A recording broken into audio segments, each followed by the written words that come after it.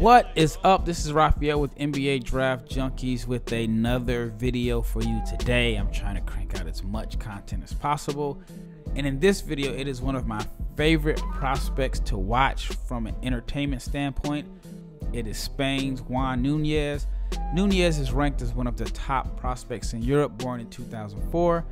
And it is largely due to his ability to run a team and his incredible playmaking skills.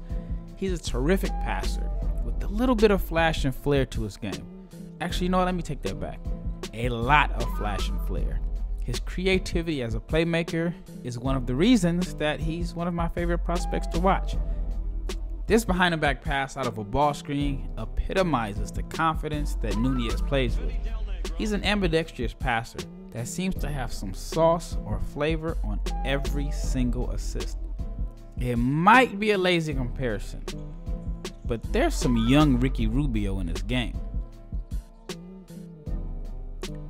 Nunez is also a crafty scorer that does most of his damage in the paint by keeping defenders off balance with shot fakes, changing speeds, accelerating, decelerating, and shifty ball handling. Now again, this may sound like a lazy comparison, but I do believe that he's patterned his game after Spanish national team legend and fellow Real Madrid legend Sergio Llull. Watch this play. Check out the way he spins this defender around and makes him do a 360. Then he finishes with a high floater just inside the foul line. This is creativity. And as you see on this play, just a little bit of razzle dazzle in transition.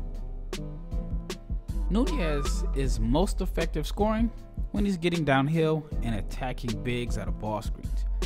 He has a deceptive first step, and he just finds ways to get to the basket, especially when he's driving to his left. Now, I'm a lefty, and there's this joke that all left-handers can get back to their left hand, even if forced to the right. Juan Nunez is an example of a lefty that always gets back to his left hand when he's attacking the rim. And at the rim, he has a variety of finishes like floaters or runners, scoops, and reverse layups where he uses the rim as a shield so he can get his buckets. Now, although he's left-hand dominant, he can still score driving to his right. Here are a couple plays versus Senegal at the Under-19 World Cup where he took advantage of switches. And on this particular play, he finished with his right. Nunez has not been an efficient pull-up shooter at this stage in his career, but I believe he can develop into a respectable shooter off the dribble, respectable enough to keep defenses honest. Okay, now let's talk about some areas where I'd like to see Nunez improve. He's a guy whose value can't be measured in statistics alone.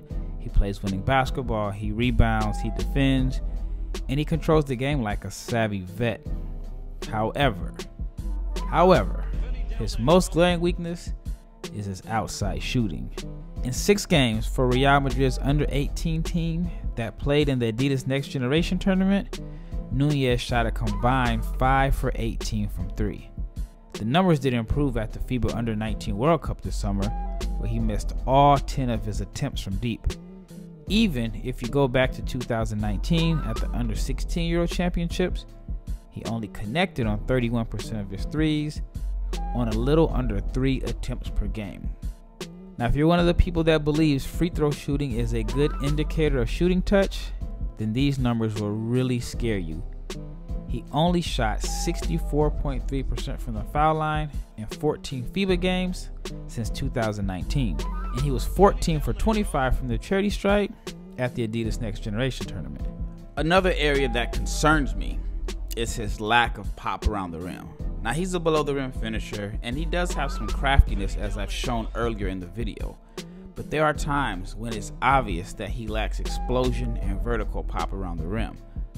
Lastly, I mentioned how I love his creativity as a passer and his gunslinger, high risk, high reward style of play.